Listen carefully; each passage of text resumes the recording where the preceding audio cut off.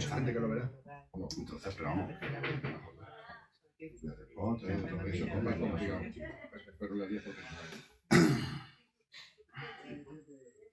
¿Qué tal? Buenas noches. Buenas tardes, noches. Buenas tardes, noches. La verdad que es un placer que en unas fechas tan difíciles para hacer presentaciones como estas, un 28 de diciembre, pues estamos aquí reunidos 11 personas, 12 personas. A ver, aquí acaban de llegar aquí. Los rezagados. Y muchísimas gracias porque, bueno, para mí es un honor recibir la visita de José Carlos Rodrigo Breto, al cual muchísimos ya conocéis, sobre todo por la labor que hace con Jan Alemany. Vale, ok.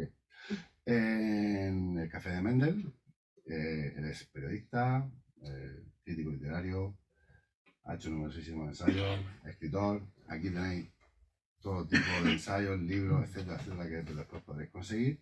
Pero lo que nos trae aquí hoy es un libro y un escritor en concreto, que es Solenoide, de Mircea Cărtărescu. Como ya sabréis, aquí en la Montaña Mágica solemos vender Solenoide casi por obligación. No sé si tú lo sabías. No lo sabía, sí, pero pues, me llama la atención. Sí, si te fijas en mi Instagram, verás que hay mucha gente condenada con su libro de Solenoide. Sí, bueno, me he fijado en la lista de los más vendidos y en el 10 estaba Mr. Beat en el Cantón. Sí, lo cual me llamó poderosamente la atención. Claro, porque bueno, eso es por el tema. No, lo sé, pero me llamó la atención porque hay que ver. Bueno, es otra historia que si quieres después hablamos. Pero sí que es verdad que muchos de los aquí presentes, pues bueno, ya hay una cierta, entre comillas, broma o aceptación de que cualquier persona que acabe viniendo a la Montaña Mágica, antes o después se acaba llevando Solenoide, porque yo quiero que la gente sea feliz. Entonces, como yo quiero que la gente sea feliz, y aunque sé que hay personas aquí que han tenido dificultades al leer el libro, que me han dicho, yo comprendo que no es un libro fácil y aquí realmente queda reflejado de que no es un libro fácil, en el sentido que podamos decir, no es como un Arnold Schwarzenegger que dices tú, no es películas digamos, de consumo rápido, ¿no? Entonces no es un libro de consumo rápido. Pero claro, yo cuando leo Solenoide, en el momento de su publicación, evidentemente descubro igual que lo que tú reflejas aquí en el ensayo, que es un libro total, porque es un escritor total. O sea, yo me levantaba del sofá diciendo, pero qué maravilla, esto es increíble, esto. Claro. Y claro, la bola que se generó, la verdad, poco a poco, fue lenta, pero muy aposentada, muy robusta. Y hoy por hoy no creo que haya nadie que dude que Solenoide será recordado, a menos que Teodoros. No tengo sorpresa que yo lo tengo en romano en mi casa, así que tú no sabes. Claro, tienes en sí, lo compré, que soy. Lo compré, sí. Que dicen que es mejor, pero bueno. Pero al menos que Teodoro nos quita a Solenoide como la mejor obra, una de las mejores obras del siglo XXI, realmente yo me siento feliz de ser librero y de estar vivo también como lector, de haber sido contemporáneo del nacimiento de Solenoide, porque es un hecho histórico de la literatura europea, ¿vale? Bien, dicho esto, ya sabéis, bueno, esto sobraba, y aquí venimos a hablar de este ensayo, que habla ya no solo de Solenoide, sino de lo que es el mundo de Cărtărescu, ¿vale? El mundo de Cărtărescu, que José Carlos, en este ensayo, empieza por adentrarnos en él con el relato de El ruletista. Creo que casi todos sabréis que El ruletista es el primer relato de nostalgia. En su día fue censurado, etcétera, lo refleja aquí muy bien. Después, la segunda parte se centra en Solenoide, magistralmente. Yo ya he dicho antes, estoy totalmente de acuerdo de la A a la Z con él, totalmente. Refleja mis sentimientos y mi adoración, y ya después, si quieres, podemos seguir comentando. Y termina, evidentemente, con Cegador, que es la trilogía que nosotros aquí en España, esa es la historia, nosotros lo leímos un poquito al revés. Nosotros leímos primero Solenoide y después leímos las 3 partes de Cegador, que son también 3 volúmenes extensos. Con sus esperas. Con sus esperas y con la pandemia por el medio, claro, que no nos olvidemos. Que claro, fíjate tú que esto, yo si quieres ya podemos empezar por ahí para que muchas veces lo he comentado. Yo cuando termino de leer Cegador, el volumen, con ese encuentro en ese fin de la historia, esa avalancha de esa multitud, y se encuentra, y hace, y se encuentra cósmico, sí, sí, cósmico. Y hace ese giro tan majestuoso e inesperado, o entre comillas inesperado, de encontrarse con su, o reencontrarse con su hermano gemelo. Si quieres podemos hablar de ese tema, cuando hablas tú de ese tema. Y lo deja en todo lo alto, porque claro, dices tú, cualquier escritor escribe esto y dice, bueno, ya está. Yo ya puedo dormirme los laureles, pero es que a los 7 años, 7, 8 años, publicó Solenoide, que realmente es que es superior. Entonces, claro, él, y con esto yo quiero empezar ya a hacer un diálogo contigo, sobre todo que hables tú, es verdad, porque Cegador es una grandísima trilogía, ¿no? Entonces, tú aquí llegas a señalar de que hay muy pocos escritores que puedan decir que tienen tanto una Divina Comedia como un 100 años de soledad en su obra. Yo no conozco ninguno más que claro. Entonces realmente estamos ante un escritor inaudito. Estamos ante un escritor inaudito y estamos ante un escritor que marca el camino que los lectores y los escritores deben seguir a lo largo del siglo XXI, ¿no? Tú decías que ha sido contemporáneo a Solenoide. Esto es lo mismo que los que fueron contemporáneos a 100 años de soledad. Yo, lamentablemente, 100 años de soledad se publica el año de mi nacimiento, por lo tanto, no soy contemporáneo a 100 años de soledad, porque no me enteré de nada. Pero la gente que recuerda el impacto de aquella novela es comparable al impacto que nos ha causado Solenoide a nosotros, ¿no? Es un faro, es una referencia, pero no solo para la forma de escribir y de hacer literatura, sino también para el lector. El lector no se puede contentar con algo menos que no sea Solenoide, porque está claro que se puede escribir una obra maestra como Solenoide, pero es que además antes se había escrito esta trilogía Cegador, que es comparable a una Divina Comedia actual, ¿no? Por lo tanto, tenemos un escritor que ha unido estos dos formatos, ¿no? Yo no conozco a otro, o sea, no lo conozco, lo pienso, pero no lo encuentro, ¿no? Y esto es descomunal, por lo tanto, tenemos que estar muy contentos de estar en un momento en el que hay un escritor como Cartarescu dentro de una crisis de las letras tremenda, ¿no? Que nos está demostrando que hay un nuevo camino para seguir, insisto, no solo para los autores, sino también para los lectores. Y esto es importante. Claro, eso es muy importantísimo. Vamos a ver, ¿quién de aquí ha leído Solenoide? Pues casi todos. Poquito. Ahí se ha quedado. ¿Qué le dirías tú a una persona que de pronto se encuentre con Solenoide en su mano, que de aquí Vicente Librero, le diría que va a ser feliz, me paga, se lo lleva a su casa y ¿cómo lo convencerías tú a posteriori para que no me lo tire de la cabeza? Porque alguna vez más, hasta mira, ha pasado gente mala, gracias, ha sido un libro mágico. Gente mala, gracias. Bueno, la forma de convencer a una persona radica en que evidentemente tiene que proyectar una mirada diferente sobre una literatura diferente, que es la literatura que se está haciendo actualmente, la literatura del siglo XXI.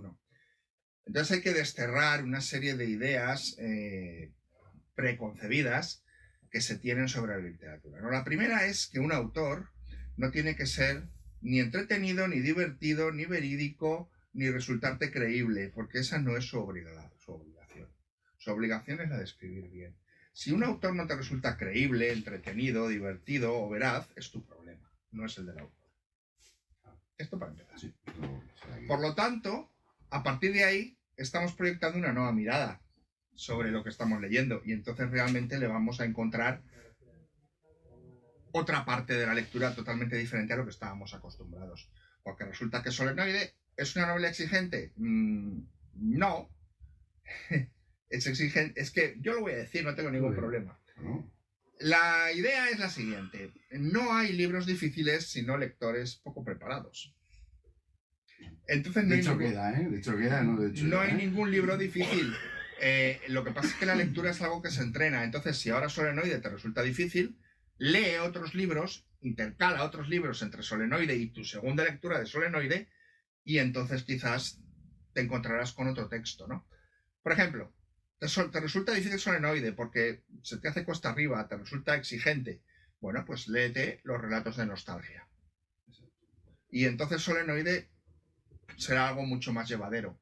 Pero no solo eso, pues lee a García Márquez, porque no debemos olvidar que hay un montón de autores y textos que nutren Solenoide y que nutren Cartarescu. Por lo tanto, si tú lees esos textos como entrenamiento, te será más sencillo porque estarás más preparado. La lectura depende de la preparación que tengas, por lo tanto, el texto en sí es un texto, ni es más difícil ni es menos difícil. Va en función de la capacidad que tenga el lector y esa capacidad se entrena y se desarrolla y va en función de las ganas que tenga el lector de esforzarse. El lector, y lo he dicho muchas veces, el lector español, porque es el lector que conozco, es vago por antonomasia. No quiere complicarse, no quiere esforzarse, entonces claro, cuando cae en sus manos un libro que te obliga a hacerte preguntas, muchos muerden en un hueso que no pueden roer, porque no quieren hacerse preguntas, porque les incomoda hacerse preguntas, porque les obliga a pensar. Entonces, todo va en función de cómo afrontemos la lectura. Si somos unos lectores activos, ¿no?, que es lo que se reivindica en todo este tipo de novelas que requieren un esfuerzo, pues llevaremos mucho ganado. Y hay que ser un lector activo, hay que implicarse con el texto y hay que hacer que Solenoide parezca que está escrito para ti. Muchas veces, si realmente estás centrado en esa lectura y la estás comprendiendo y estás conectando con ella, encontrarás en Solenoide partes que están escritas para ti. Como toda gran literatura está escrita para ti. De hecho, está susurrada a tu oído, para ti. Pero esto es necesario que hagas un clic. Está clarísimo. ¿Y quién nos encontramos con Solenoide? Ya tú y yo sabemos lo que nos encontramos en Solenoide, pero nos encontramos, tú lo divides en muchísimos apartados. Nos encontramos la Bucarest triste, y creo que esto ya todos sabéis, que Bucarest, más allá de ser un personaje, es también parte de la novela. Ya no es que no sea un personaje, No, es intrínseco de la novela. Nos encontramos en Solenoide ese anti-Mircea o anti-Mircha, sí, que básicamente al fin y al cabo es la otra cara que hubiera pasado si hubiera salido. Yo creo que esto es de lo más importante. Claro, claro. Empezamos por ahí. Si queréis, vamos a empezar directamente. Solenoide al fin y al cabo es una historia, podríamos decir, alternativa. Podríamos decir, ¿qué hubiese pasado? Sí. Básicamente es un libro que está escrito por un otro yo de Mircea. O sea, que eso hay que tenerlo muy, muy en cuenta, porque el libro está escrito como un diario que escribe esa persona, pero que no es el escritor, que no es nuestro Cartarescu, sino es el otro Cartarescu que no hubiese triunfado en el año 87 si no hubiese, bueno, tenido esos halagos por el Levante, digo yo que será el Levante, todo. Yo creo que deducimos que es por el deducimos. También tiene un poema que se llama La Caída. Ya, pero bueno, yo siempre he deducido que... Yo también. Bueno, de todas maneras ya. Entonces, empezando por ahí, claro, es difícil que hoy día en la literatura española eso es súper raro.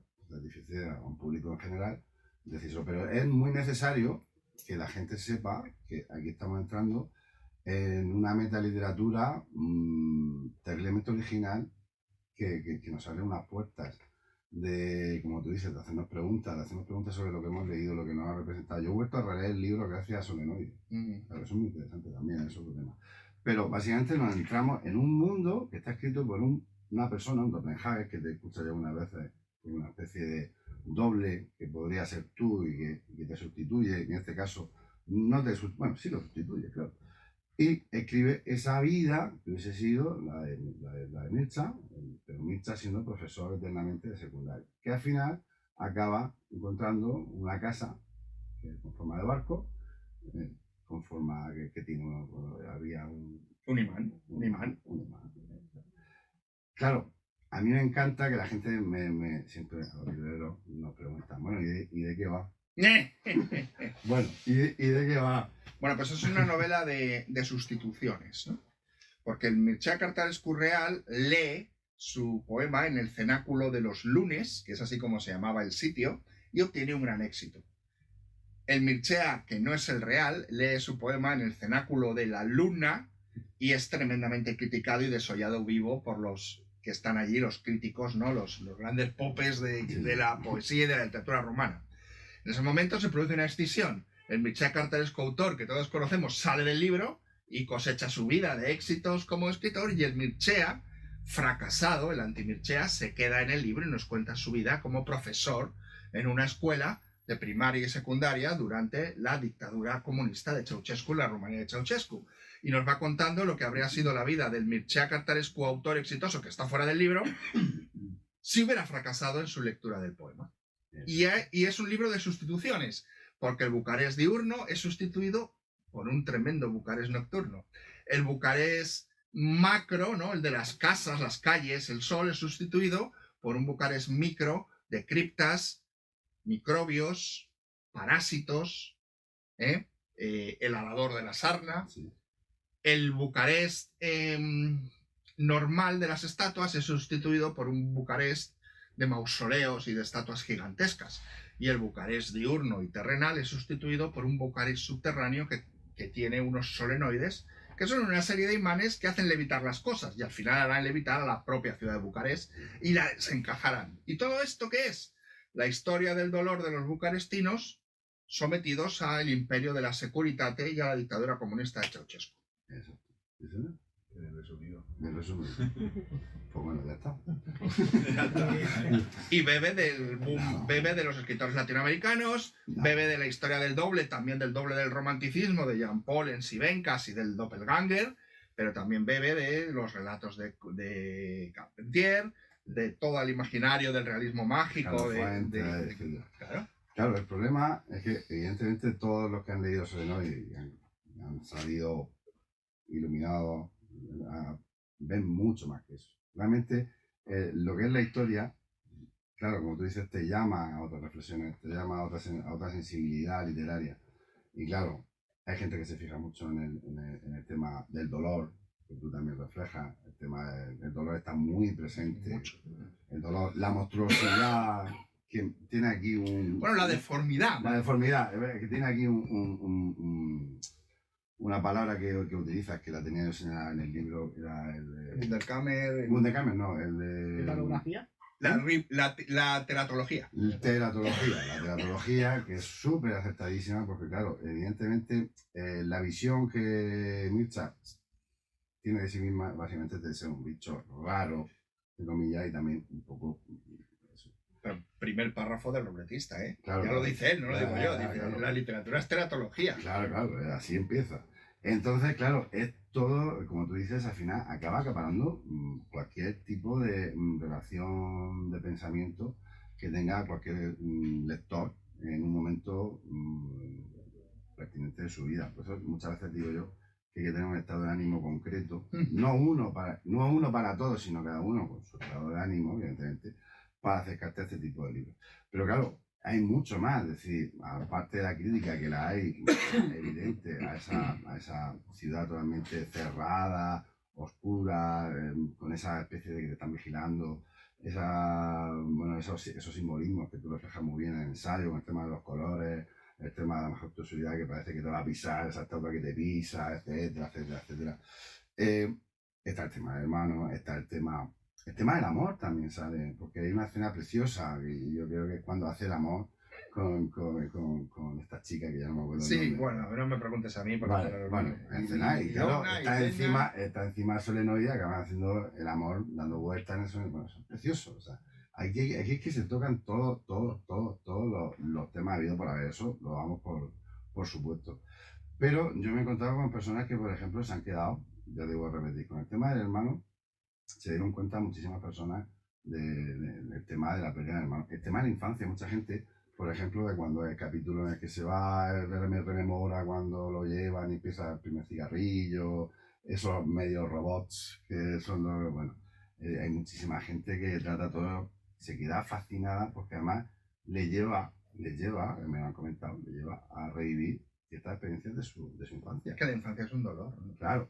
Entonces, ¿hasta qué punto podemos decir que Solenoide no deja de ser un libro desgarrador, de dolor, de angustia, pero realmente, y yo te hago una pregunta, ¿hay algún libro realmente que haya pasado a la historia que no sea desgarrador?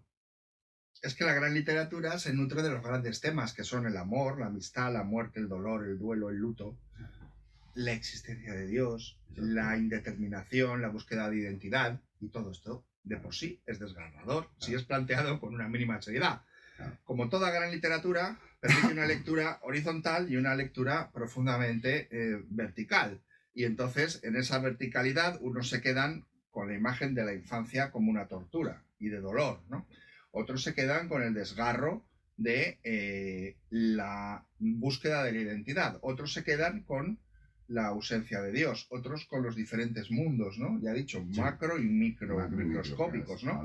Pero es que estos mismos temas aparecen en Lampedusa, en el Gato Pardo, o aparecen en 100 años de soledad, o aparecen en la Montaña Mágica. Bueno, es que toda gran literatura es esto. Pero esa carta de amor a la calavera, no sé.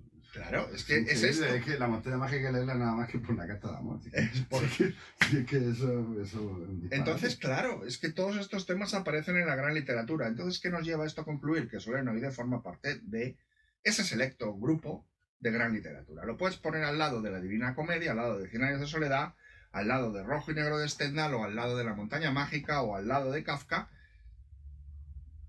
y come en esa mesa sin tenedor ni cuchillos y con las manos, con la mano. Y ningún problema.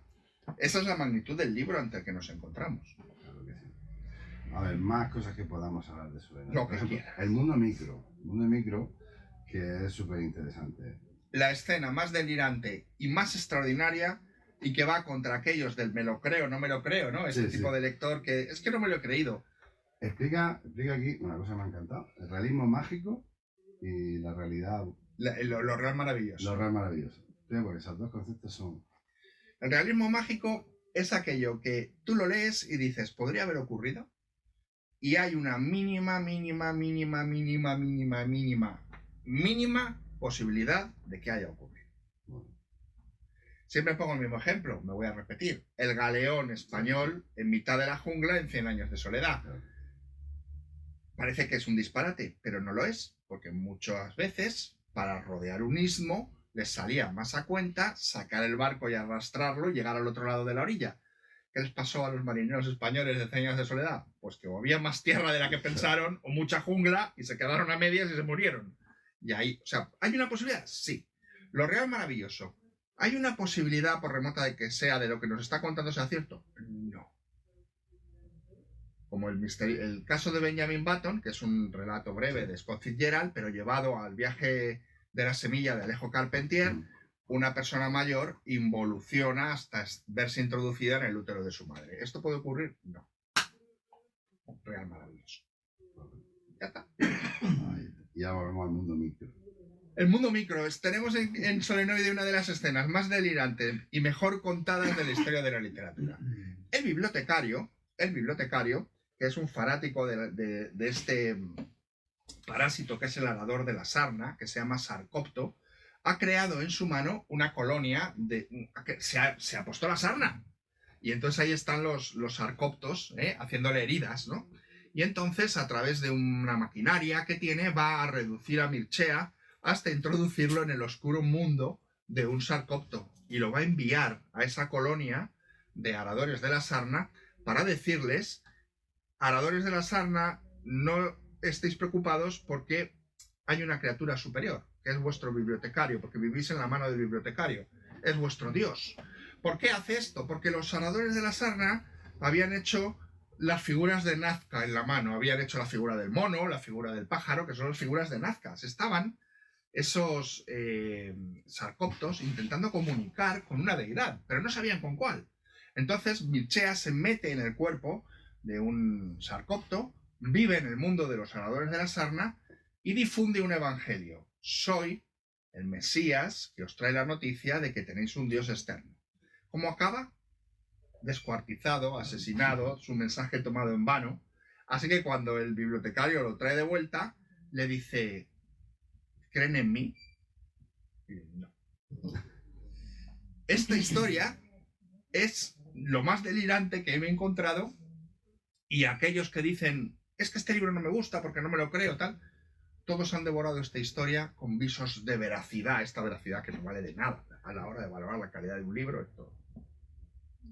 Y todo el mundo la ha leído cuando es lo más delirante y lo más disparatado que te puedes encontrar. Pero es algo tan magistral,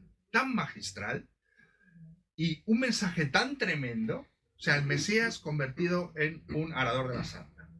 y le ocurre exactamente lo mismo que a Jesucristo. Y cuando vuelve, después del sacrificio al que le llevó su padre, esto me recuerda a la novela Seth de Amélie Nothomb, cuando vuelve con su padre, está sentado a la derecha del padre, le dice, bueno, ¿qué tal te ha ido en la tierra? Bueno, pues ¿qué tal te ha ido en el mundo de los sarcóptos? Pues muy mal, porque no ha valido de nada, porque no creen en ti. Esto es espectacular, vale la pena leer Solenoide solo por esto. Madre mía. Es que ese capítulo es, vamos, es increíble. Vale. Pero habla, bueno, aquí me está saliendo... El coche. El coche del arquitecto. Del arquitecto. No sé si habéis leído alguno, el último relato de Nostalgia. Yo siempre recomiendo que la gente así empiece por el ruletista, pase al arquitecto y después siga es muy buena idea porque el arquitecto es de lo más digerible. Claro. Pero bueno, el final... Es que es muy divertido, muy gracioso. Súper divertido. Pero como bien dice, en el primer libro de Nostalgia, y yo, evidentemente, cualquier librero que nos hemos empeñado en que nuestros lectores lean a Catarescu, hacemos lo primero, es decir, desde Nostalgia, un acercamiento. Lo que pasa es que te arriesga a que se quede ahí, eso es verdad. Entonces yo muchas veces ya decidí directamente vender eso y no, directamente ahí lo tienes. Es algo que yo siempre también he usado, ¿no? Prefiero que empiecen por solenoide porque Claro. si leen el ruletista les da una imagen falsa porque el ruletista permite una lectura muy superficial. Claro. Y te crees que luego todo va a ser así. Pero claro, si hacen la lectura profunda, no. Pero si la hacen superficial luego con solenoide, descarrida. Volvamos con el tema del hermano. Porque claro, es que ahí, porque tú aquí hablas del gemelo maligno, que no estamos hablando de una historia, digamos, de un alter ego, que hubiese pasado así, sino que tú hablas del gemelo maligno, de esa parte oscura, por decirlo de alguna manera. Cuéntame un poquillo. Bueno, el gemelo maligno lo toma Cartarescu sobre todo de la tradición del romanticismo alemán, ¿no? Si tú alguna vez en tu vida te encuentras con tu gemelo maligno, que es el doppelganger, o como se pronuncie, significa que te vas a morir. Esto para empezar. Pero bueno, aparte de esto, el gemelo maligno es aquella persona que es lo inverso que tú y por lo tanto protagoniza una vida distinta. Es una vida distinta, es lo que él dice, ¿no? Es sería el uno partido por Mircea o el uno partido por ti mismo, ¿no? Es el que habita el otro lado del espejo. Es el que tiene enfermedad normal, bueno, o sea, enfermedad extraña pero conocida, el situs inversus, que es que tienes los órganos colocados al otro lado del cuerpo. En este caso, Víctor, el hermano de Mircea, tiene el situs inversus totalis, ¿no? Que es completo. Según me he estado informando, no es mortal, pero claro, él lo dice, es que era mi inverso, era mi gemelo, y el gemelo maligno lo es en muchos sentidos, porque incluso el propio Mircea en algún momento se plantea si no será él Víctor. Esto es para que el lector se vuele la cabeza. Claro, ese es un punto. Estamos haciendo aquí un montón de spoilers, pero bueno. No, bueno, es que el spoiler en literatura bueno, tampoco existe. No existe. Pero claro, no existe. Este punto sí que es. Cuidado, que cuando llegas a ese punto te quedas diciendo. ¿Qué me estás contando? Me he leído 8.000 páginas. Claro, pero es verdad. Pero claro, está el tema del gemelo maligno, esa parte oscura que realmente. Es la parte oscura. Claro. Pero todo el libro. Todo tiene su gemelo maligno. Bucarest de día, Bucarest de noche, su gemelo maligno. Los sillones de dentista, dime. Está hablando del gemelo maligno, del sitio inverso, y yo lo asocio y lo relaciono. Usted ha dicho que tiene que ver con una filosofía, creo, o una literatura alemana, que no me he quedado con la película. Sí, en principio, lo que es el doppelganger aparece por primera vez en una novela del escritor Jean-Paul Richter, que se llama Sibeenkas. Ahí aparece por primera vez esta idea. Yo es que lo asocio con el yin y el yang oriental. También, es que Cartarescu trabaja mucho esto del yin y del yang. Y el final de Cegador 1, el final de Cegador 3, tiene mucho que ver con esta explosión, porque lo que Cartarescu busca mucho en sus libros es reflejarte una búsqueda del conocimiento que te eleve a otro plano, yin y yang. Que te eleve a otro plano, ¿no? Sí. Y también mantiene la teoría, ya sabéis que él habla mucho de los insectos, de que este conocimiento es como el conocimiento de la libélula o de estos bichillos que se ven deslumbrados por la bombilla, que ese es el conocimiento, pero cuando se acercan a ella y la tocan, mueres. Que esto es muy de Faust, de Goethe. Vendes tu alma porque quieres más conocimiento, pero ese conocimiento te condena. Esto es muy alemán. Es que tiene cosas muy alemanas, ¿eh? Y con respecto a lo micro y a lo macro que estáis hablando del tipo este, de Rumanía, de la capital de Rumanía, yo lo asocio con el universo, los teorías del universo, lo macro, o sea, lo cuántico y lo... Claro. Sí, bueno, pero Es que es cuántico puro. El mundo cuántico aparece en solenoide. Eso, ¿no? Es cuántico, o sea, es que es una novela cuántica. Claro, Solenoide, vamos, casi todo lo de Cartarescu tiene mucho de cuántico. Claro, es que no hemos llegado ahí, espérate, no hemos Sí, llegado sí, ahí, totalmente, claro. totalmente, Sí, vamos. ya que la has sacado, sí, claro, hay el mundo cuántico en el universo de Cartarescu. Pero Es todo, totalmente todo. cuántico. Sí, sí, vamos. Todo. En la novela cuántica, que es la novela propia del siglo XXI, hace referencia a lo macro, a lo micro, a cómo se reproduce el mundo en fractales, ¿no? Cómo está el mundo y sus copias, el juego de matrioscas, de historias unas dentro de otras, de dobles, lo gemelar, lo limítrofe, lo liminar, tú y el espejo. ¿Qué hay entre tu figura carnal y la del espejo? Un mundo cuántico. Entre medias, ¿no? Ajá. Podrías acceder al otro lado. Si viviéramos en un mundo cuántico, sí. A través de Alicia en el espejo. Por ejemplo, claro. Sí, sí. O sea que todo esto está unido, ¿no? Y es una novela muy cuántica. Evidentemente dice que hay que salir que estamos en un papel que es ancho y largo, pero que tenemos que mirar hacia arriba para ver en más dimensiones. Por eso, en un momento en el que al portero gitano le hacen la aducción, bueno. que son maravillosos, portero yo siempre... Eso es uno... Ese también pero no está aducido, está en otra dimensión. Está en no otra está dimensión, aducido. claro. Sí, claro, al leerlo parece decirlo. Está escribiendo una aducción, realmente no una No es una aducción. aducción. No una aducción, ahí está. Aunque él estaba empeñado En que lo habían aducido. que lo habían aducido. Claro, es que claro, el juego, pero esa escena... Sí, sí, lo de cuántico es muy acertado. O sea, es una de las formas de definir casi toda la literatura. No digo novelística, ¿por qué?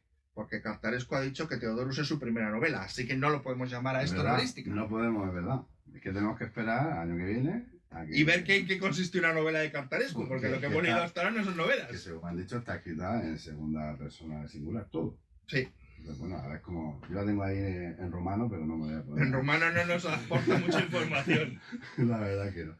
Es verdad que nombra y tiene mucha... Bueno, Mircea tiene muchísima cultura, eso está clarísimo, y lo plasma de una manera literaria en todo el libro. Y en una de esas referencias hace, como tú bien sacas aquí, el manuscrito Voynich. El manuscrito Voynich. Que supongo que conoceréis todo el manuscrito Voynich, que bueno, tiene una especie de aureola de misterio, no se sabe muy bien si aquello fue una broma infinita a los Foster Wallace que no llega hasta hoy, o si aquello quería decir algo, y evidentemente Mircea lo introduce de una manera también muy bonita, porque al fin y al cabo es como una especie también de espejo. Sino, yo también estoy escribiendo algo parecido, porque yo estoy escribiendo diario, sin saber realmente si significa algo esto lo que estoy escribiendo, porque realmente en el solenoide no escribe para nadie. Ahí está. Y en Voynich realmente, si suponemos que está escrito para nadie, porque no es, por lo menos en mi opinión. Sí, totalmente.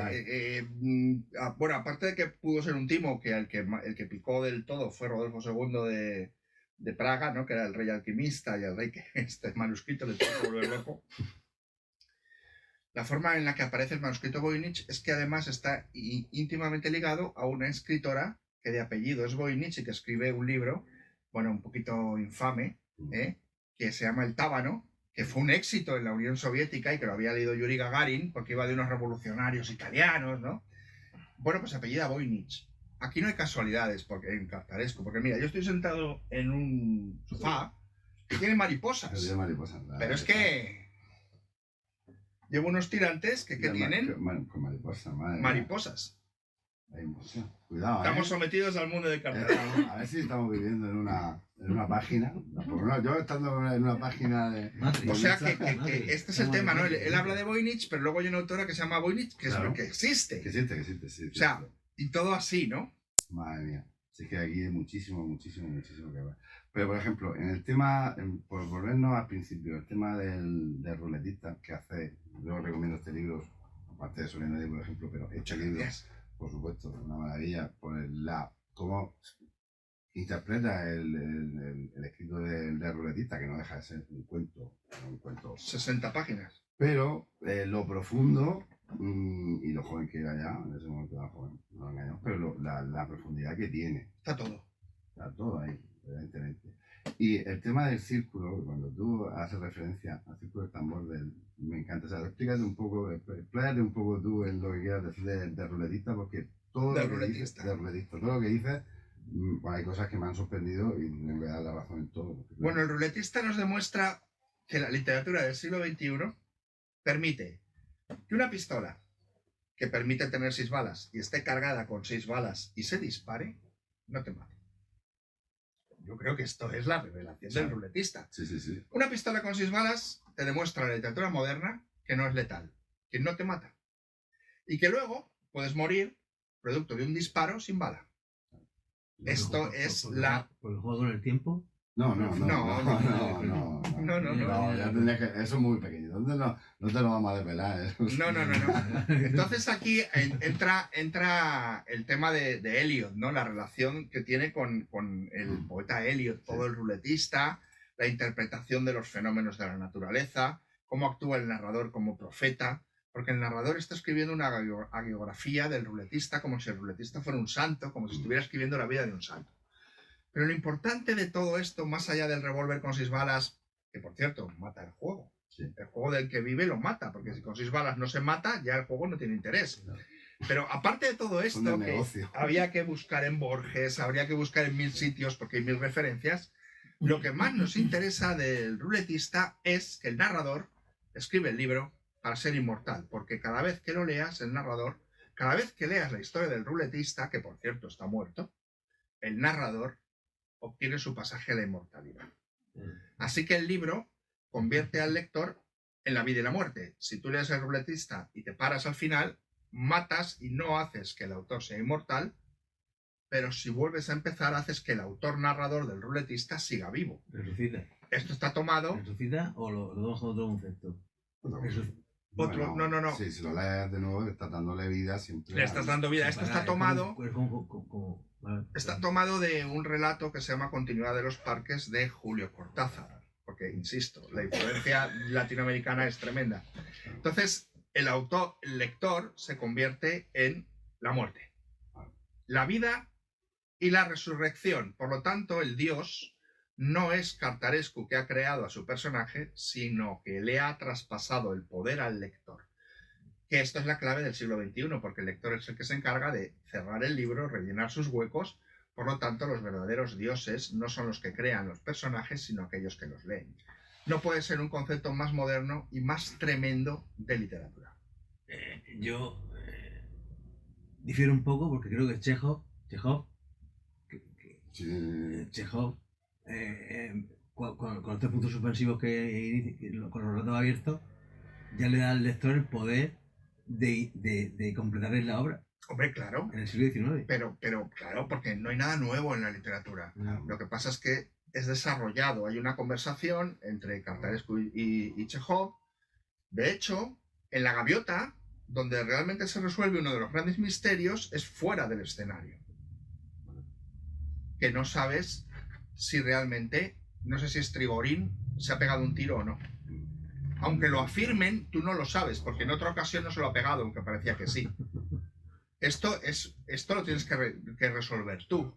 Evidentemente ya está, pero Cartarescu lo lleva a otro nivel, como hacen todos los autores buenos, dialogan, ¿no? con todos los escritores de la historia. Entonces, en este caso, Cartarescu dialoga. Estos puntos suspensivos aquí se convierten en algo más, ¿no?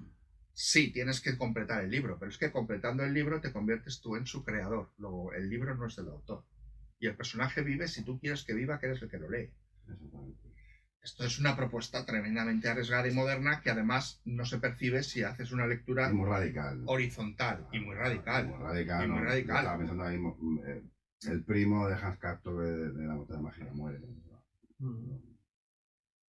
Claro, no, el autor es un observador, el lector es un observador. Claro, entonces son este tipo de novelas. Lo que pasa es que con esta nueva literatura del siglo XXI se pide a ese nuevo lector, que es lo que yo quiero ya, sobre todo para que vosotros entréis y le preguntéis, es definir que hay una necesidad, y te lo digo yo, o bueno, yo os lo digo a vosotros y lo he comentado con muchos amigos míos, y yo te lo digo también a ti, y me lo digo a mí mismo como librero.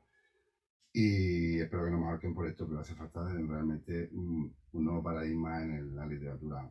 Aquí está empezando, o Claro, aquí están sentando las bases. Está clarísimo que sí. Porque, y si es verdad, hace falta un nuevo paradigma de lector. Eso está clarísimo. La literatura Pero puede ofrecer un nuevo paradigma, pero si el lector no está en un nuevo paradigma, da igual. Es que, y esto es así, entonces hace falta un lector que se implique. Que se implique como hasta ahora no se ha implicado. Exactamente. Entonces, estamos en un punto álgido, un punto de now or never, como se diría. Es un punto de quiebra. ¿Sí, señor? Así que podría hacerle preguntas. Adelante. Sí, ¿Vosotros creéis que el lector... Yo no digo nada. No, sí, bueno, va todo. ¿Vosotros creéis que el nuevo lector, el lector de ahora, el lector que se está formando ahora en los colegios, es un lector activo? Es un lector, ya otro tema, ya lo sé. Es un El lector activo, que es se un está lector... formando en los colegios no es lector, ni es nada. Entonces, ¿qué literatura está haciendo el Coyote? Claro, ¿para quién? ¿Para quién? ¿Para una minoría? Claro. Para universitarios, para universitarios para tampoco. filósofos, para filósofos, para... Amantes de la literatura. Es una literatura para lectores. Vale, Para lectores. vale. Es que yo leo a Posteguillo, Dan Brown y no sé quién. Muy bien, pero tú no eres lector. Eres otra cosa, pero no eres lector. Tú eres consumidor de marcas comerciales, de marcas personales, ¿no? Yo es que leo mucho a Javier Marías y a Almudena Grandes. Lees marca personal. Pero esto es literatura para lectores. ¿Y qué es un lector? Pues uno que es capaz de realizar 18 lecturas distintas de un texto porque va en vertical y va haciendo prospecciones y descubre que un libro dialoga con todos los libros y que un libro no se acaba cuando cierras el final, sino que en ese momento es cuando el libro empieza. Cuando se rompe. Y eso es ser lector, ¿eh? Ser lector no es acumular uno tras otro libros de... Digo Almudena Grandes como puedo decir quien queráis, ¿no? Y es que he leído los 18 libros de no sé qué autor. Sí, pero no has leído. Porque los he leído y los he metido en compartimentos estancos y los he terminado y los he apartado. Eso no es leer. Muchos me dirán, no, es que usted qué dice. Bueno, yo digo lo que me da la gana. Esto también. Pero eso no es ser un lector, eso es ser un consumidor. José Ibarra te va a hacer una pregunta. ¿Yo? No, me encanta escucharos, ¿eh? Yo he venido aquí a aprender porque yo soy de esos lectores incautos. Vino que por aquí un día y le dije a Vicente, recuérdame algo, y me dice, el solenoide. Y me cago en el solenoide. Yo siempre digo que cuando le den un premio Nobel a Mercedes Castoresco, que se lo darán, este señor tiene que ir a... Le queda un poco todavía para que se lo den, pero se lo darán. Este señor tiene que ir a Estocolmo, este señor tiene que ir a Estocolmo. En la comitiva del millón de solenoides que se habrán vendido en el mundo, 500.000 habrá vendido él, ¿vale? Entonces, bueno, yo entré ahí, ¿no? Y yo lo he intentado 2 veces. Y he venido aquí a que me convenza de intentar una tercera, porque a mí me pasa un poco lo que tú dices, ¿no? Es decir, es un libro exigente, el listón está muy alto, es cierto, el listón está muy alto y se requiere un esfuerzo grande por parte del lector para llegar ahí, ¿eh? Me ha gustado que me digáis que hay reminiscencias del realismo mágico. Claro, muchísimo. Pues yo no las vi. En 50 o 100 páginas no las vi, debo ser un lector muy torpe, ¿no? Pero bueno, yo estoy dispuesto a que me guste una tercera vez. Yo estoy dispuesto a que me guste una tercera vez porque de hecho he venido a eso. Me convenzáis, he venido a que me encanta escucharos, ¿no? Y todas esas referencias que tú has dado me han gustado mucho, ¿no? Pero esto, si lo comparáramos con los que nos gusta el senderismo, esto no es senderismo, esto es alpinismo, ¿eh? No todo el mundo llega a la Everest, ¿eh? Esto es un 8000. Es un 8000, efectivamente. Y se requiere mucho, claro, se requiere un esfuerzo muy grande. Entonces, bueno, pues vamos a ver. Lo intentaré por tercera vez. A ver, calma. ¿No ves referencias al realismo mágico? No las vi. Vale. En las primeras 50 páginas, porque... ¿Qué ocurre no en las primeras 50 páginas, sino en los 2 primeros párrafos? ¿Qué se saca Mircea del ombligo? No, se saca la cuerda, ¿no? El cordón umbilical. ¿Esto puede ocurrir? ¿Esto ocurre habitualmente? No. ¿Pero puede ocurrir? Sí. Eso es realismo mágico. Cuando va a dar clases a esa escuela, él dice que siempre es otoño. Siempre es otoño porque él no quiere ser profesor, por lo tanto para él siempre es otoño. Pero esto es realismo mágico. Cuando Arcadio Buendía muere, en 100 años de soledad, llueven Flores Amarillas. Cuando él va a esta escuela a la que no quiere ir, nunca encuentra la clase y se le hace enorme y dice que incluso, sabiendo que solo tiene un piso, sube 3 y 4 pisos. Esto es realismo mágico, porque te puedes sentir extraviado en un lugar en el que no quieres estar y te puede parecer inmenso, ¿no? Es casi agorafobia. ¿Nos puede ocurrir? No, pero es un símbolo. Esto es realismo mágico. Realismo mágico, como tú dices, a la romana. A la romana. Es que ese es el tema, que es muy centro europeo, ¿no? Muy, esa literatura centro europea tan obsesiva, tampoco Pero alegre, sí, porque eso el realismo no. mágico te da alegría. El realismo mágico latinoamericano te da alegría leerlo. Esto no te da alegría, esto te da esa sensación de Bueno, el mundo de... Claro, entonces te lo pone más difícil todavía, porque en el realismo mágico te da unos premios, como lector te da premios enseguida te sientes premiado, ¿no? Y aquí tienes tú que poner todo el esfuerzo, tienes tú que saltar más y saltar más. Bueno, quizá la cuestión sea leer más de literatura. Claro. Pero estamos hablando de los temas, estamos hablando del simbolismo, estamos hablando de cómo este tío intenta meter su mundo realismo mágico en los libros. Vale. Y la forma de contarlo, como está diciendo usted, la forma, yo no lo he leído, peco de no haberlo leído y lo voy a leer, fijo que lo voy a leer. Pero la forma, el realismo mágico es poético, es una prosa poética, García Márquez hace una prosa poética muy bonita, y este tío, la forma que tiene de narrar, ¿qué tipo de lírica? ¿Lírica también? Sí. Partiendo de que yo discrepo que la prosa poética no existe. Pero eso no es prosa poética. No, yo creo que... Prosa es prosa, poesía es poesía, y lo que puede haber es una narración lírica. Narración lírica, y esto es lírico. Cartarescu, salvo en 4 o 5 relatos, en las bellas extranjeras, es lírico, porque ¿acaso no es lírico un libro que se titula El ojo castaño de nuestro amor?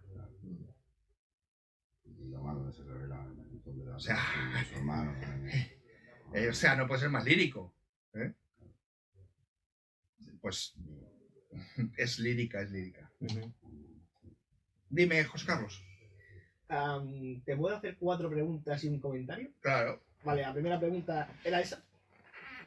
El comentario es que precisamente yo soy de ciencias, entonces yo creo que aquí hay muchas letras y no llevo tanto leído como me gustaría, aunque un profesor me recomendó precisamente La montaña mágica hace como 3 o 4 semanas diciéndome aquí tienes todo de Cartarescu. Se lo agradezco. Y lo primero es que precisamente el comentario, en probabilidad, lo primero que te enseña es que la probabilidad de que, por ejemplo, si hay 6 balas en un revólver, te tienen que matar. Ya. Precisamente eso aquí se fulmina uno de los axiomas. Se fulmina porque hay una intervención externa. Uno de los axiomas más importantes de las matemáticas. Es que hay una intervención externa con la que la matemática y la probabilidad no cuentan. Sí. No lo podemos contar, sino... Que es el terremoto de Bucarest del 77. Córtalo, luego editarlo. Claro. El spoiler no existe. No, ya lo leí. El segundo es que todos los autores que estoy leyendo y que a mí me gustan son cervantinos. Como Cartarescu, todos. Pero también, por ejemplo, John Bilbao, español también, muy cervantino. Pero John Bilbao. Y Olga Tokarczuk, polaca, claro. Me encanta. Pero también todos tienen algo de Borges, son borgianos.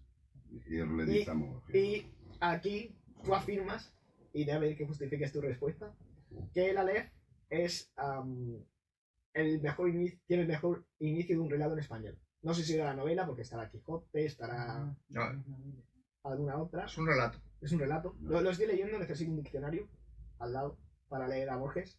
Es el Aleph de Borges y ficciones y aparte un diccionario, porque me sofoca. Pero te pido que justifiques tu respuesta de por qué es el mejor inicio de un relato en español. Pues porque el día que falleció Beatriz Viterbo, el narrador, que es Borges, se da cuenta de que Beatriz Viterbo ha muerto y empieza ya lo cuántico. Y empiezan las 2 líneas temporales de existencia. Siguen permaneciendo, aunque Beatriz Viterbo no esté, los anuncios, ese cartel con un anuncio, y lo que cuenta en ese primer párrafo es un compendio de 2 maneras de entender el universo. desde el punto de vista de la persona que ya no está y desde el punto de vista de los que se han quedado y se acuerdan de la persona que ya no está. Y es un principio que es el mejor de la literatura, el mejor principio de un relato en castellano, por cómo está escrito, por la profundidad que tiene, por cómo lo dice y por lo que dice. Lo tiene todo en un párrafo extraordinario y además es el resumen del relato que vas a leer. Pues lo tenéis que volver a leer. El segundo tiene que ver mucho con... Perdona. ¿Es el Ale? El segundo tiene que ver con ciudades. Últimamente he leído mucho sobre ciudades que existen, otras que no, y otras que nunca existieron. Tú has estado en Bucarest, y también eres un experto en Cabaret, has estado en Tirana, creo, y en Girocaster. No sé si has estado antes de leerlos, después o entre medias, ¿cómo han influido la obra de Cabaret y de Cărtărescu en tu visión sobre tanto Tirana, Girocaster, Bucarest? Sobre Bucarest no ha influido porque cuando estuve no había leído a Cărtărescu, es que de hecho Pero Cărtărescu no estaba ni traducido. ¿Ha cambiado a posteriori? No, la visión que yo tenía de Bucarest es la misma que ofrece Cărtărescu, del Bucarest que yo vi, que de hecho lo cuento en el ensayo. ¿Y qué año fue? En el año 91. Tirana y Girocaster son producto de mi devoción por Cadaret. Cuando voy las veo a través de su literatura. Me influye totalmente. Sobre todo Girocaster, porque de Tirana se encarga de una manera diferente, porque como Cadaret no podía hablar de Tirana porque estaba censurado lo que escribía, tenía que ubicar Tirana dentro del Imperio Otomano, dentro de una serie de subterfugios que no hacen que veas una Tirana como ves tan claramente la Bucarest de Cărtărescu. Y el otro ya al final, que es un poco más personal, lo he dicho ya, soy de ciencias, no lo leo tanto como me gustaría o como ahora me arrepiento un poco, aunque soy joven para remendarlo.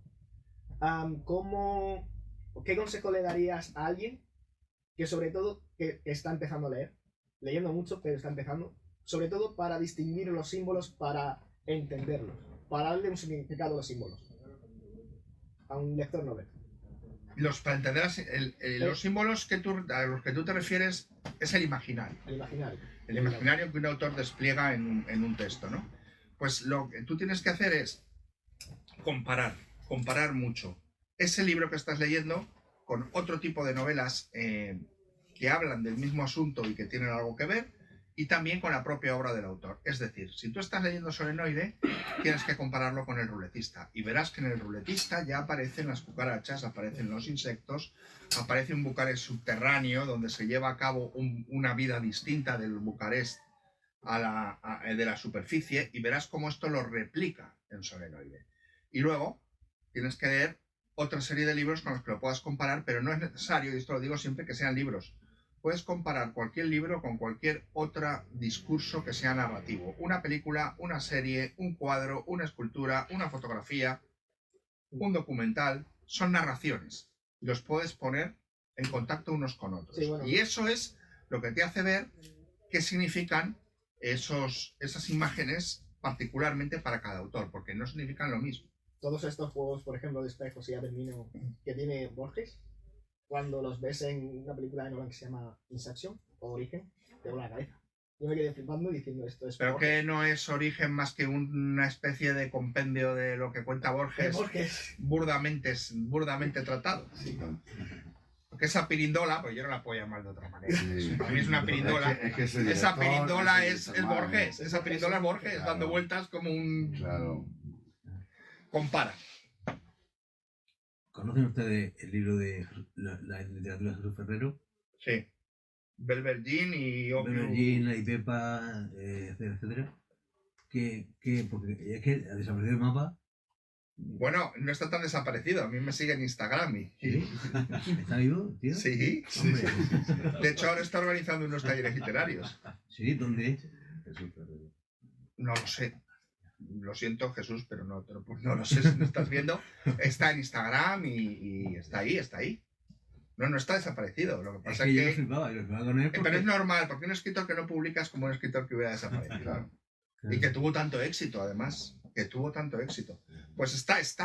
Si tienes Instagram, no tienes más que poner su nombre y puedes seguirle en su cuenta. Seguiré a Zamorano ese porque me... Sí. Ahí está, ahí lo tienes. Es un buen escritor. Es un buenísimo escritor, no reconocido, O creo que no Bueno, reconoció. tuvo mucho éxito con Belvergin, ahí sí, Sí, fue pero- reconocido, pero- pero es que eso queda muy lejos. Correcto. Sí, sí. No, quería hacer un comentario porque ha dicho que la literatura del siglo XXI que es cuántica. Ujú. Entonces, bueno, yo soy pintor, soy artista, pero entiendo que en un proceso de creación, o en literatura o en arte, yo pienso que esa cuántica siempre existe en el momento de la creación. Cuando vas matando posibilidades, te vas acercando hasta la mejor visión que tienes tú de tu obra o de tu libro. O sea, que es como si ahora ese proceso se enseñara en la literatura, pero en el proceso de creación yo pienso que lo cuántico existe y hay que ir matando todas las posibilidades para quedarse con la mejor. Bien, pues la literatura cuántica lo que nos dice es lo contrario. Que una posibilidad es el resultado de muchísimas posibilidades. Cartarescu lo explica. El hecho de que yo ahora parpadee ha abierto una línea de mi vida que es diferente a que no hubiera parpadeado. Esa línea sigue un camino y se petrifica. Se queda como... Es que no me acuerdo cómo lo dice. Dice petrificada, Sí, creo. creo que sí. Y en la línea en la que no he parpadeado lleva otro camino. Y se van a crear subdivisiones de líneas de posibilidades que yo he decidido llevar a cabo o no. Así que hasta la mínima cosa que hagamos abre un mundo de mundos posibles, que es como se llama, ¿no? De multitud de mundos posibles. Cuando tú creas vas eliminando para quedarte con la opción. Pues la literatura cuántica aborda que la posibilidad es infinita y que hay diferentes mundos posibles. Cartarescu dice que están petrificados, pero la literatura cuántica avanza e incluso los conecta entre sí. De ahí que puede haber una película, la de 2 vidas en un instante, donde una chica lleva una vida en función a que ha tomado el metro a tiempo y va a llevar una vida diferente porque en otra realidad paralela pierde ese vagón de metro. Bueno, pues esto se podría multiplicar por 1.000.000. Todas las decisiones que tomas, desde ahora hasta que salgas de la librería, crean diferentes versiones tuyas que en diferentes planos llevan vidas distintas. Esto es la literatura cuántica. Perdón. Hay una peli de Matt Damon, que no recuerdo el nombre, lo siento, que habla también de vidas paralelas. No sé si la conocen ustedes. No, es que a mí el cine no No me me gusta gusta el nada. cine. Es que este hombre, a mí. lo hemos La verdad, a mí tampoco me encantó cuando descubrí que había una persona que decía, no me gusta el cine. Y dije, joder. Pues ya somos tres, Golden Caulfield, tú y yo. Es lo mismo que plantea Matt Damon, el director de la película que protagoniza Matt Damon en los años 90, finales de los 90, principios de No me los 2000. suena de nada. Pues Aurelia es una... La diferente Una- vida no. de Mr. Nobody. No, lo he ni idea. no. Es un congresista que conoce a una chica en los lados del Congreso, se enrolla y sin caminos diferentes. El chaval la va buscando, Matt Damon la va buscando en el autobús, porque coge la misma línea donde la cogía, o sea, donde la vio. ¿Es esta que al final le da un papel, le apunta el número de teléfono, intentas luego subir en ascensor y van a la misma planta, tienen que ir a la misma planta y todo eso? Pues, Ah, sí, no, sí, sí, sí, sí. creo que es esa. Es esa, que luego aparece Bueno. Sí. la nota del número de teléfono Sí, del pero libro. vamos a ver, sí, este tema... ¿Esa no será una que se llama La Casa del Lago? No. No, esa no, es otra. Pero la vi cuando era... Bueno, cuando era- ¿Alguna pregunta más? ¿Alguna cosa más? Celia? Bueno, cuéntanos cómo está estructurado tu libro para que sea más fácil conseguir leer a Cartarescu, que yo todavía no he empezado. Bueno, pues está dividido en 3 partes. La primera aborda un análisis del ruletista, así que se puede leer el ruletista y luego leer el análisis o viceversa, porque en el ruletista está todo, aunque tenga 60 páginas. Una vez que has leído la primera parte, puedes abordar la lectura de Solenoide, que es la parte 2. Que, es la novela total, ¿no? Que lo reúne todo y que es como una ampliación de lo que se ha propuesto en el ruletista, yendo mucho más allá. Y por último, lo que debería ser la primera parte, es la última, es el epílogo cegador. ¿Por qué? Pues ya lo comenté, sigo una idea cuántica, que es la siguiente. ¿Por qué dedico tan poco espacio, que no es tan poco, pero bueno, a 1500 páginas y he dedicado tanto espacio a un relato de 90? ¿Por qué? Pues porque lo cuántico en la literatura consiste en el descubrimiento de la espacialización y la temporalización. Cuando un escritor escribe, puede hablarnos de un solo segundo de su vida, que es mojar una magdalena y llevársela a la boca en té y llenar 7 tomos o puede contarnos que han pasado millones y millones de eras y eones de existencia en 2 palabras. Esto es la temporalización, la espacialización. Por lo tanto, a las 1500 páginas de Cegador le dedico menos espacio que a las 90 del ruletista, porque además la tercera parte de Cegador es para que la leamos juntos. Incluye un diario de lectura de cómo yo voy leyendo Cegador el primer tomo, y entonces el lector puede hacerlo igual. Incluye una segunda parte de Cegador 2, que son unas notas, que es también como un diario de lectura, e incluye una parte 3, que también es un resumen para un futuro análisis de Cegador 3, que lo que es que el lector siga esos pasos y puede ir leyendo de forma desahogada 1500 páginas. Entonces, si voy a abordar 1500 páginas, lo hago breve, y si voy a abordar 90, lo hago más largo, porque esto es la literatura cuántica. Claro, yo añadiría que para todo aquel que tenga o sienta miedo a la hora de enfrentarse a Solenoide o a cualquier obra de Cartarescu, el libro de José Carlos del Hacedor de Insomnios le puede servir muy bien como guía para poder ir acompañando esa lectura y ir comprendiendo mejor, para sentirse seguro de que no lo han soltado Una en un muy buena precipicio, ¿no? compañía. Muy buena compañía. Sí, Muchas señor. gracias. Has dicho, vale, va a acompañar a Cartarescu, pero yo me he leído el final. Voy por la mitad, voy por Solenoide, pero pasé al final. O sea, es una manía que tengo, me da Sí. igual. Me parece estupendo. Sí. El lector que se viste por los pies lee primero el final de los libros. ¿Por qué? Porque no creen en el spoiler. Mi novia, que has conocido antes, me cogió los libros, la enseñé a leer en español y me leyó el final de los de Orwell. 1984. Claro. Vosotros podéis identificar un lector moderno de un lector primitivo en que el lector moderno en la librería lee el final. Porque le da igual el spoiler. Vale. Vamos a entender mejor a Cartarescu. Pero hay alguna obra de las que veo ahí, Castillo del Diablo y el Vaso Cánope, a la que ayudas a entender por lo que pasa en el final, por lo que dices en el final de El Hacedor de Insomnios. Castillo del Diablo. Castillo del Diablo. Que es mi única autoficción. Si quitamos lo que meto de autoficción en el relato de Cadaré y en el ensayo de Cartarescu.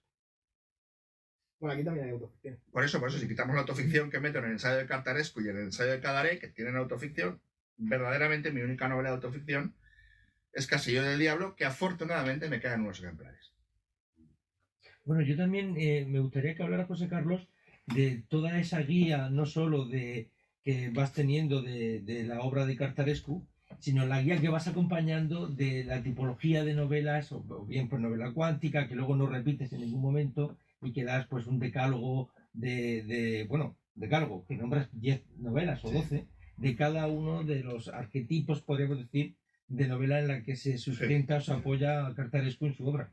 Pues efectivamente, con los tipos de género que Cartarescu habla en sus libros, me propuse poner ejemplos, son 10 ejemplos de cada tipo, y no repetir título ni autor, solo repito Cartarescu. Si sale Foster Wallace con La broma infinita, saldrá en una categoría, pero no volverá a salir Foster Wallace ni La broma infinita. Entonces, lo que quería hacer es un canon. Ya que lo hizo Harold Bloom, pues yo también hago un canon, me entro envidia, pero hago un canon que es refiriéndome a lo que hablo. Hablo de realismo mágico a la rumana, pues 10 novelas, una de realismo mágico alemán, otra de realismo mágico a la gallega, otra de realismo mágico de diferentes países, ¿no? Que hablo de novelas circulares, 10 novelas circulares. Que hablo de novela cuántica, 10 novelas cuánticas, para que así puedas ir a los ejemplos y comparar y ver que realmente van de lo mismo y abordan los mismos problemas de las mismas formas. Claro, y se convierte al final en un ensayo infinito, porque tú vas accediendo a cada una de esas novelas y esas novelas te llevarán a otras y así. Pues, exacto, cuyo origen está en el ensayo de cada uno. Sí. Quería preguntarte, en Rumanía hay otra escritora que querría saber tu opinión. Sí. Ya imagino que va a ser muy clara, ¿no? O sea, muy rotunda. Pero, ¿sabes? Que hay una escritora neozelandesa, otra escritora rumana, que está desde hace ya muchos años postulada para el Nobel por mucha gente. Y estuvo aquí hace unos 6-7 años y le pregunté, ignorante de mí, ¿no? No sabía que... Porque yo he leído al Cartarescu poeta, al narrador solamente he leído el ruletista, ¿no? Entonces le dije, de Rumanía también es Mircea Cartarescu, creyendo que al hablar de un patriota, o sea, de un compatriota suyo, pues se iba a alegrar, ¿no? Decía, fíjate que aquí en España pues nos conocen a los escritores rumanos. Y la cara que puso básicamente es como de un eterno rival que te nombran continuamente y tú estás ya hasta las narices de él, ¿no? Después Vicente, que como ha dicho este hombre, vamos, Cartarescu efectivamente te debería llevar a Estocolmo en su momento. Ya también. Me habló de Cartarescu y digo, bueno, pero es que Cartarescu es un poeta posmoderno. Esa es la palabra que utilizó Ana Blandiana. Dice, él es posmoderno, pero con un tono como negativo, ¿sabes? Como que, bueno, él no ha vivido realmente la dictadura de Ceausescu. Yo la he vivido. Él es un modernito intelectual de Rumanía y yo soy, digamos, la esencia de la lucha anti-dictadura de Ceausescu. Vale. Ahora, a nivel literario, supongo que para ti la literatura de Ana Blandiana está a un 10%, o sea, está aquí y la de Cartarescu está aquí, ¿no? Pregunto. Yo a Ana Blandiana solo la conozco como poeta. Ajá. Y como poeta me parece muy buena. Es que tiene relatos también muy interesantes. Es que no lo he leído. Vale. Como poeta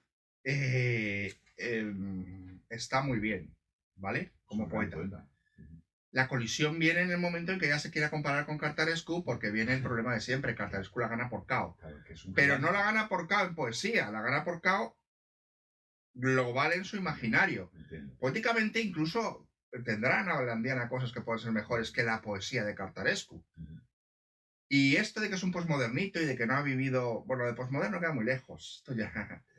y que no ha vivido la Rumanía dura de Ceausescu. Esto lo dicen todos los escritores que están a la sombra de los grandes escritores, ¿no? A Cadaré se le acusa de no haber vivido la dictadura de Enveroya cuando casi lo matan. En Bulgaria, a Angelo Wagenstein, que es un escritor búlgaro, se le acusa de no haber vivido la dictadura búlgara. En fin, esto es habitual por las figuras que están a la sombra del boom. Porque claro, querrían ser ellos el boom. Pero no digo, Ana Blandiana es una muy buena poeta. Desconozco sus textos en prosa, me gustará conocerlos. Es muy buena poeta, es otra cosa. Pero esto ya son sus problemas personales de envidias y de rivalidades que no tienen nada que ver y que me interesan bien poco, me aburren, ¿no? Porque ya los tenemos que vivir en España con personas que ni son Ana Blandiana ni Cartarescu, que deberían besar el suelo que pisan y el suelo que pisan sus lectores, porque deberían estar metidos en una mazmorra.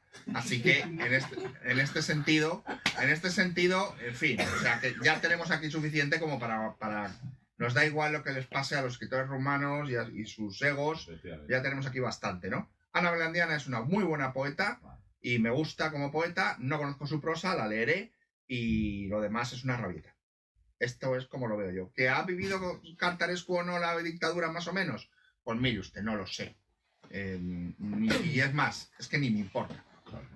Yo creo, Juan de Dios, que lo que hay que alabar y lo que hay que tener en cuenta es la obra de la obra, lo que es la obra. Bueno, es la discusión, claro, es la discusión de si la obra o el autor, si el autor ha vivido, si no ha vivido, si era Arcelego, si no era Arcelego. No, pero no hay discusión en ese sentido, claro, es la obra, el autor no importa. O sea, a mí que me importa que Céline fuera filonazi. Claro. ¿Viaje al fin de la noche es una obra maestra? ¿Sí o no? Sí. Porque fuera filonazi ya no me vale. Pues mire usted, a mí sí me vale, porque a mí me importa lo que está escrito. Es reprobable y es asqueroso que fuera filonazi. Esa desgracia tenemos, que encima era un tío chungo, pero escribió una obra maestra bueno, es que yo no puedo separar autor de obra, pues usted tiene un problema. A ti que precisamente Albania te queda cerca, pues allí no creo que caiga muy bien precisamente Peter Handke. ¿Y qué? Pero yo soy albanés. Nos vamos a pegarle piedra. Cadaré lo tiene enfilado, ¿eh? Sí. Cadaré lo tiene enfilado. A mí Peter Handke me parece uno de los premios Nobel más justos de la historia. Pero es que resulta que fue al entierro de Milosevic. Sí, pero es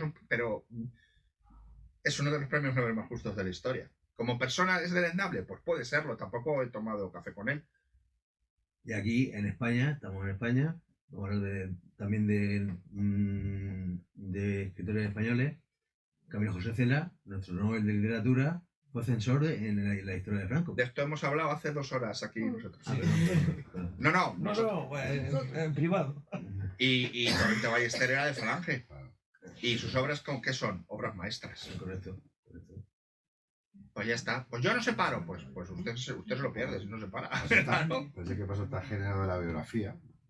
Ahora, sí, de que la biografía Es que yo no me leo nada porque es que, vamos a ver, si empezamos a no separar autor y obra, al final todos y todas son unos desgraciados. Al final no leerías a nadie. Son personas. A ver, Son personas que tienen su luz y su sombra. Vale, bien. Habría que Claro, cancelar la cultura claro. entera. Habría que cancelar la cultura entera, claro. Claro, desde Picasso, que fue un artista misógino y cabrón con las mujeres, pero fue un artista y fue un genio. Y entonces, pues hay que separar. Dime. Ricardo, ya no solo español, sino en lengua española, a día de hoy vivo o viva, ¿me podrías decir el escritor que ahora mismo más admiración te da? En español, Sí, en lengua Antonio Orejudo, hasta su novela Sí, qué bueno. Un momento de descanso. A partir de ahí ha perdido la inspiración y ya no nos interesa. española. Pero sus 4 primeros libros creo que son, ¿no? Pequeñas narraciones por historias, ventajas de viajar en tren, reconstrucción y un momento de descanso. Hasta ahí es uno de los mejores escritores españoles. Los 5 yo lo ves un error, evidentemente. Eso es un texto lamentable. Ajá. Lamentable. O sea, es un error garrafal. Y luego tiene un texto que se llama Grandes Éxitos que ya no he entrado a leer, porque ya con los 5 y yo, Orejudo, para mí, he hecho... Entonces prefiero leer Reconstrucción, que es una de las mejores novelas que se han publicado en los últimos 30 años en España. Y Antonio Orejudo es uno. Bueno, Toni Sala escribe en catalán. Toni Sala escribe en catalán, Sí. pero bueno, es una lengua, ¿no? Vi la entrevista que le hiciste en YouTube. Los chicos y Impresionante. es muy bueno. Y Los chicos y Persecución son 2 grandes novelas. Está Bruno Galindo, que tiene una novela que se llama Remake, y una anterior que se llama El Público, que merece la pena mucho. Bruno Galindo lleva 2. También es poeta, tiene muy buena poesía. En un momento dado era mejor poeta que narrador, ahora ya no. Ahora ya está igual, ¿no? Es igual de bueno. Pero es que él le dedicó más a la poesía al principio, entonces era normal, ¿no? Pero El Público y Remake son geniales. Bueno, luego te podría recomendar a un autor que hemos leído mucho, ¿no? Que es Ekaiz Ortega, que tiene una novela que se llama La Hipótesis, que es muy entretenido, de El Transbordador, de esta editorial El Transbordador. Una escritora de relatos que se llama Ana Gracia Quintana, y una escritora que se llama Ana Quintana, que vive en Mallorca, que ha escrito una novela que se llama Los días sin nubes, y un cántabro que se llama Santiago Mazarrasa, que escribió una novela que se llama El aspirante, y ha publicado ahora una novela que se llama Caníbal sin dientes. Estos son los que más me gustan y los que más admiro, ¿no? Entre otros, más o menos, ¿no? Españoles. ¿Y panamericanos? Panamericanos hay muchos, hay muchos. Vivos. Es que aquí hay Fernanda Melchor, pero es que Fernanda Melchor, soy lector de un libro de Fernanda Melchor, que es Temporada de huracanes, porque lo demás no, o sea, Paradiso es anterior y la saca posterior, ¿no? Por no sé qué componendas editoriales, y estamos esperando realmente lo que viene después de Temporada de huracanes. Pero Fernanda Melchor es muy buena. Bella Brown, que es mexicano, y su segunda novela, Solo que Marla no volverá, está publicada en Dracena, o Dracena, no sé cómo se pronuncia, Dracena. Está publicada en Dracena. Este es un gran escritor. La primera está publicada en México. Otro se llama Javier Medina Bernal. Ha ganado como 7 o 8 veces el Premio Nacional de Literatura de Panamá. En poesía, en relato y en novela. Tiene una novela que se llama Lagarto Rey, y luego tiene grandes poemarios, y tiene luego muy buenos libros de relatos. Me encanta. Fin. Y el tipo el de Fortuna, el que ha escrito... No lo he leído y ganas que tengo. Yo también. No lo he leído. Me llama mucho la atención. Me llama mucho la atención ese libro, pero no he tenido tiempo. Es que es un tocho. Sí, Y no sé qué tal será, ¿no? Vale, bueno, ya, entonces ya estoy informado. Bueno, chicos, gente bonita, estamos emocionados. Bueno, Bueno, muchas muchas gracias. gracias, de verdad ha sido un enorme placer tenerte aquí. Eres un placer pozo de es- sabiduría. No, ok. Sí. Soy Un un pozo seco. No, un pozo de sabiduría. Y bueno, tenemos los libros. Tenemos mano aquí, un bolígrafo que necesitaré y os dedico lo que haga falta. Y enseguida, pues, os dedica los libros o el libro que queráis, ¿vale? Y nada, un aplauso muy fuerte. Muchas gracias.